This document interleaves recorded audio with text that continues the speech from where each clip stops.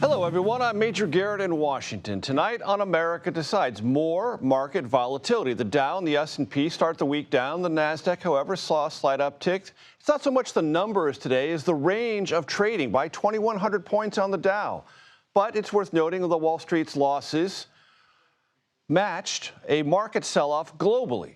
And the president has tried to balance things, and his administration officials have tried to ease the sense of anxiety. But here's the question. Are we beginning to see signs of political buyer's remorse?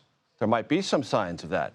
Meanwhile, the president said he will add a 50% tariff on China in response to its announcement that it will raise tariffs on American imports. This question of buyer's remorse, well, think about it this way. In a letter to shareholders this morning, the CEO of the nation's largest bank, Jamie Dimon, wrote, quote, "Whether or not the menu of tariffs causes a recession remains in question, but it will slow down growth." And billionaire investor and Trump backer Bill Ackman warned the new tariffs, if they fully take effect, would be the equivalent of launching a, quote, economic nuclear war. Over at the White House, the president welcomed Israeli Prime Minister Benjamin Netanyahu, whose country is facing a 17% tariff, though it was clear as the two spoke, the negotiations are ongoing. Whether that happens or not, stay tuned. Both leaders were in the Oval Office, where the president said there are negotiations, but some of these tariffs may linger for quite some time. We have many countries that are coming to negotiate deals with us, and they're going to be fair deals, and in certain cases, they're going to be paying substantial tariffs. Also, the Supreme Court today weighed in on what the administration conceives as a wrongly deported man. Chief Justice John Roberts issued a temporary stay ahead of a midnight deadline to return that wrongly deported individual. What happens next for this Maryland man locked up at El Salvador's notorious mega prison? Well, we will find out. But I want to start tonight with Aaron Navarro at the White House, Kelly O'Grady in New York, and Nikole Killion on Capitol Hill. Aaron, I want to play some sound from the president, also from that Oval Office appearance, where he singled himself out on the tariff question. Let's listen.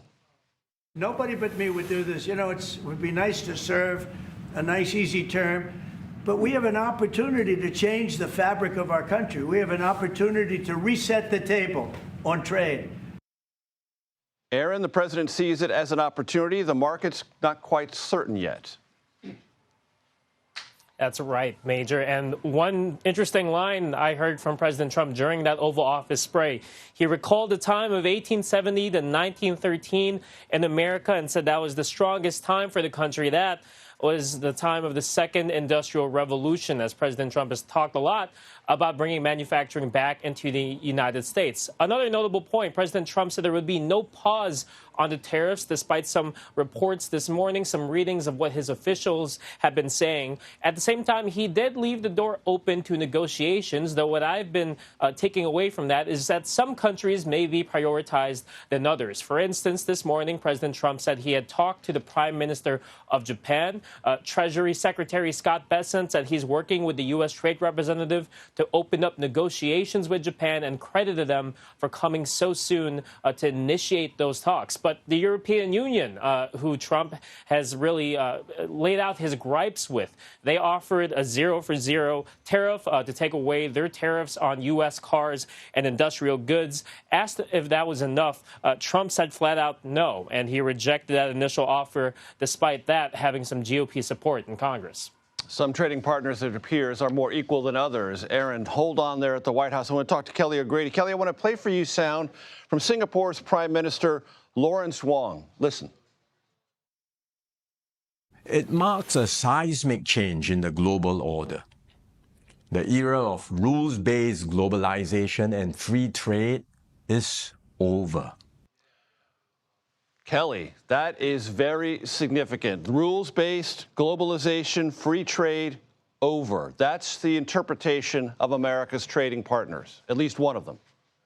Well, it seems that we are entering an era of protectionism, right? Instead of globalism when it comes to trade. And, obviously there's many reasons. Aaron just mentioned a number of them of bringing manufacturing in here and having a domestic supply chain. But Major, I spoke with a number of businesses over the weekend and even one this morning, a fabric maker that said, look, that would be great, but the infrastructure just simply isn't there to do that.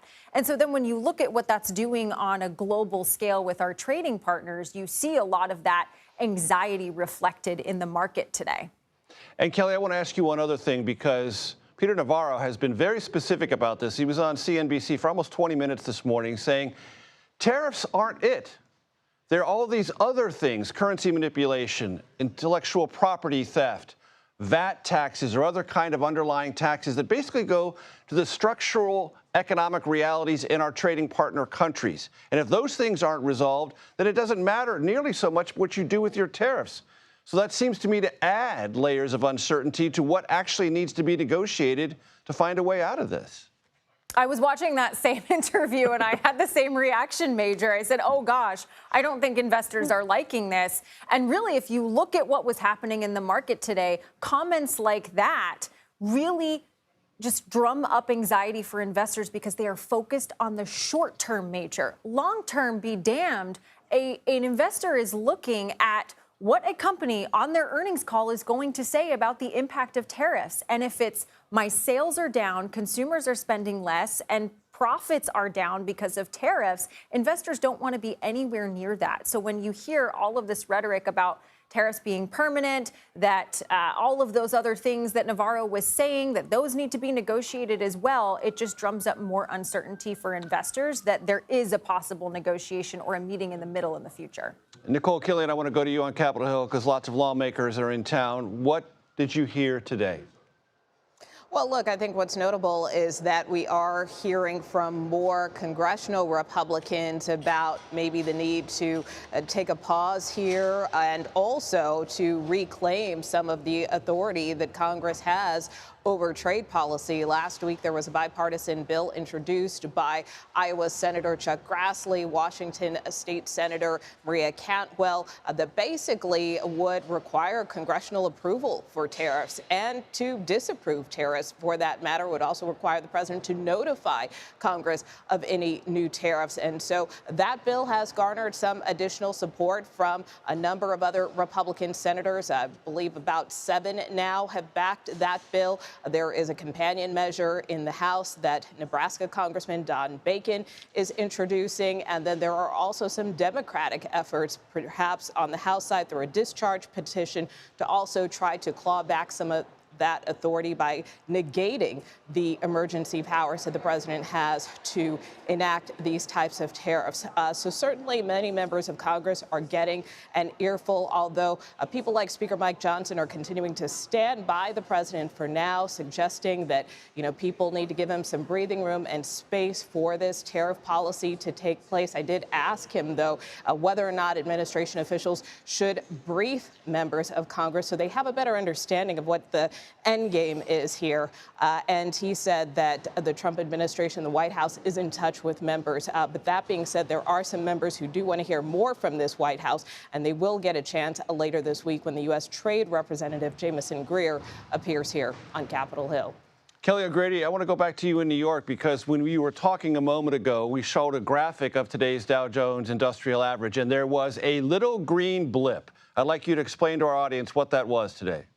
Well, the little green blip was a momentary hope, I think, from investors is how I would characterize it, because there was a report that turned out to be false, that there was a potential 90-day pause when it comes to these tariffs. And so you saw investors breathe a sigh of relief, and that was very much reflected in the Dow, as was, by the way, China's rhetoric over the weekend that, we're not going to be negotiating. That's why you see that big red before that green spike, because there was, the Dow opened so low. And so I think that gets back to that point that I just made, Major, that really investors are focusing on the short term. And any comment, any hint, one way or another, is really reflected visually in how these indexes trade.